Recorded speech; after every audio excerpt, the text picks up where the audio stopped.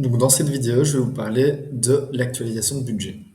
Donc, l'actualisation de budget, ça va principalement être utilisé dans un cadre où vous avez un budget qui a été réalisé et vous souhaitez le mettre à jour avec les données réalisées, avec des données réelles.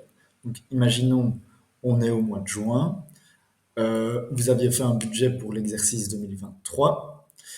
Au mois de juin, vous avez votre compta qui est à jour pour le premier trimestre et donc vous souhaitez mettre à jour les données du premier trimestre, donc remplacer les données budgétisées des 3 premiers mois, les remplacer par les données réelles, donc les données qui proviennent de la compta.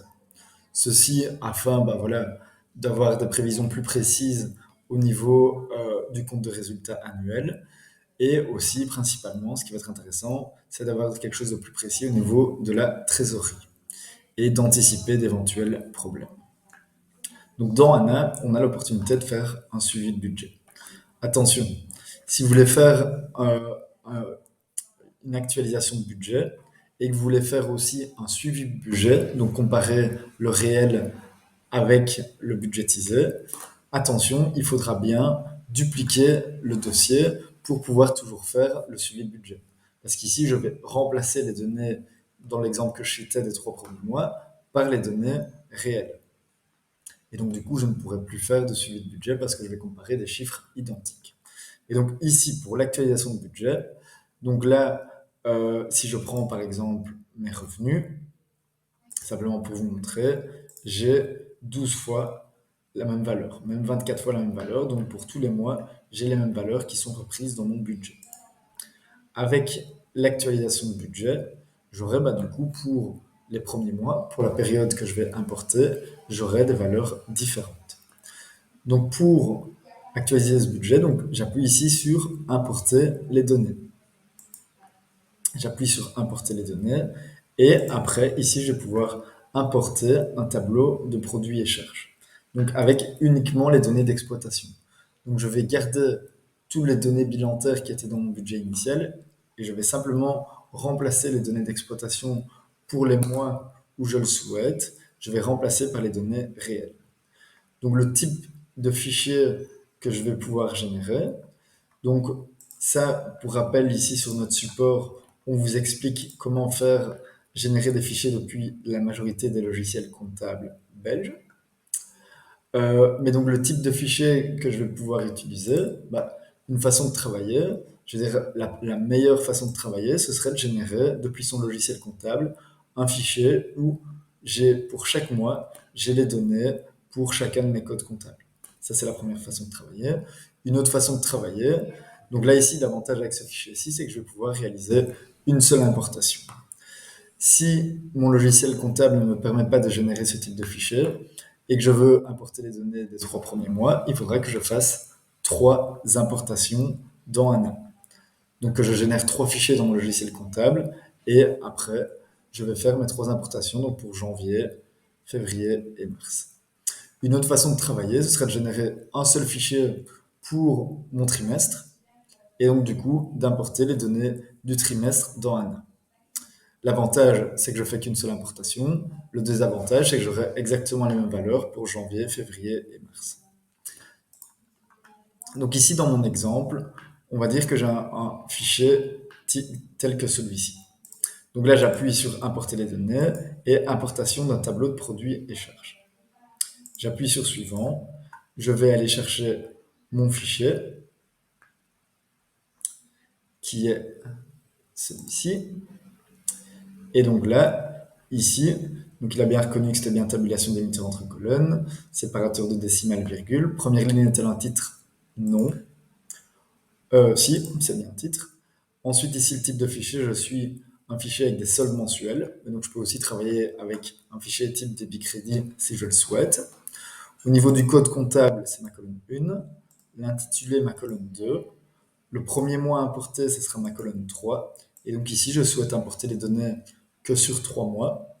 Et donc du coup, je vais dire nombre de mois à importer, 3 mois. Premier mois concerné dans ANA, donc ici, ça va être le mois de janvier. Ensuite, ici, quelque chose d'assez important. Il me propose répéter l'import sur toutes mes prévisions, oui ou non. Si je mets oui, je vais avoir chaque fois les données donc ici importées qui vont se répéter.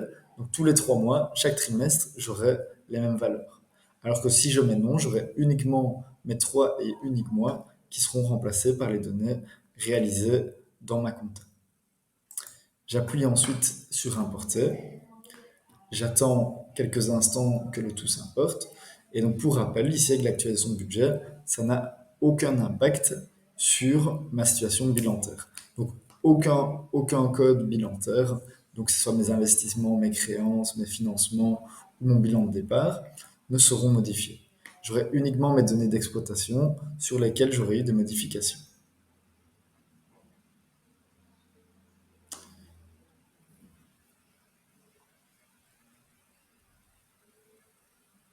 Donc je patiente encore un peu.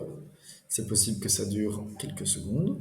Et donc ici, pour vous montrer un peu ce qui s'est passé, je vais appuyer par exemple sur le poste vente.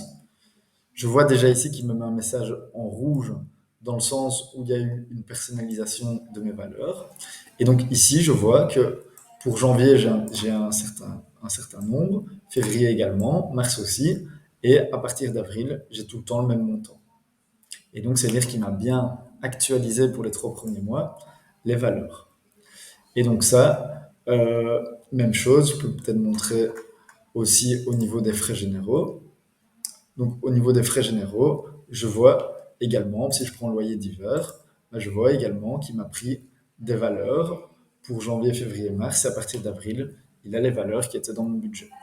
Et donc ça, je vois que le travail est bien fait. Attention, je vous recommande quand même de vérifier les codes importés. En effet, on peut avoir certains problèmes. Un cas que je peux citer, que je vais vous montrer ici, c'est au niveau du poste haut. Donc j'avais un poste qui était dans mon budget initial, donc pour 38,84 € par mois. Et après, dans mon logiciel comptable, j'ai eu un autre code comptable, donc avec le 612 001. Et donc du coup, j'ai 2 lignes ici pour l'eau. Et donc ça veut dire que là, bah, au niveau de l'eau, pour les 3 premiers mois de l'année, je vais avoir ici le code 612 001, mais je vais également avoir le code 612 000. Et donc là, il va falloir que je fusionne les 2 lignes et que du coup, je supprime une des 2 lignes. Et donc ça, je vous recommande de vérifier ça en regardant les différentes lignes. Donc là, une fois que vous avez, je veux dire, vérifié les différentes lignes, que tout vous semble en ordre, pour actualiser le budget, il y aura éventuellement des données d'exploitation à modifier. Dans le sens où peut-être que là maintenant, vous avez décidé, chose que vous ne saviez pas au début de l'année, que vous alliez lancer un nouveau produit. Et donc que vous allez avoir un nouveau revenu. Et donc ça, bien sûr, il faudra le rajouter si la donnée n'était pas dedans et que vous n'étiez pas au courant de ça lors de l'élaboration du budget. Même chose au niveau, par exemple, ici des ventes. Peut-être que là maintenant, vous pouvez affiner un peu vos prévisions et dire, ah ben non, là, sur base du carnet de commandes, ça sera plutôt d'autres valeurs qui seront réalisées, donc de niveaux de vente qui seront réalisés au cours des prochains mois. Donc ça, c'est pour les données d'exploitation. Chose aussi que vous pouvez faire, c'est au niveau des données bilantaires. Donc là, encore une fois, j'ai les données bilantaires que j'avais prévues au début de l'année. Donc ici, j'ai un poste achat de voiture que j'avais prévu initialement en novembre 2023 pour 25 000 €.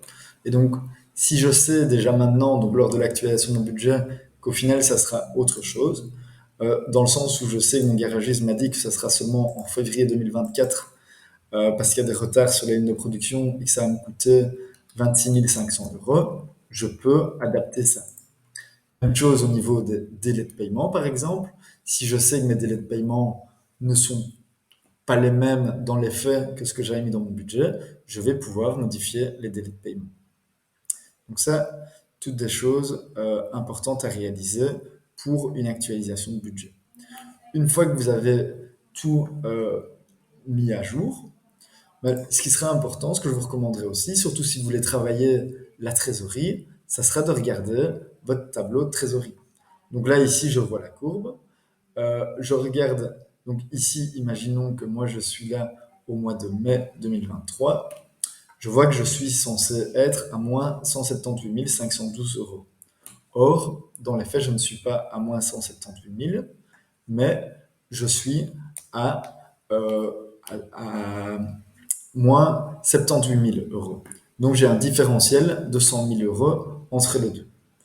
Pour remédier à ça, pour partir d'une base de trésorerie correcte pour que la trésorerie prévue dans ANA corresponde à celle de la réalité, je vais encoder soit une créance, soit une dette.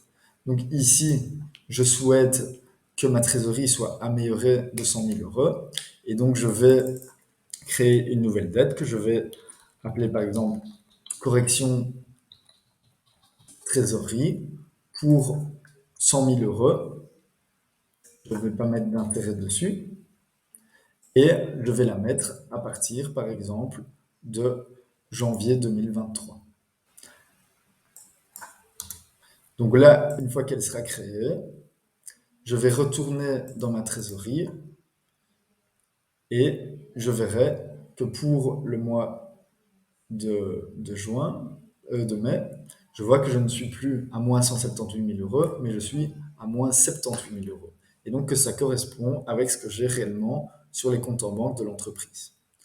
Une fois que j'ai fait ça, bah là du coup, j'ai une courbe de trésorerie qui sera actualisée et je vais pouvoir visualiser la trésorerie pour les prochains mois.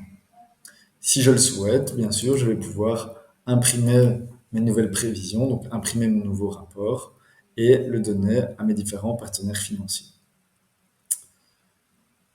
Donc voilà pour l'actualisation de budget. C'est un sujet qui est un peu compliqué à faire, qui est compliqué à faire tout de suite lorsqu'on utilise ANA, mais vous verrez au fur et à mesure, grâce notamment aux importations, vous verrez que vous pourrez faire énormément de choses avec ANA. Pour rappel, si vous avez des questions, n'hésitez pas à nous sonner pour qu'on en discute ensemble et qu'on vous aide à trouver la meilleure solution pour votre cas.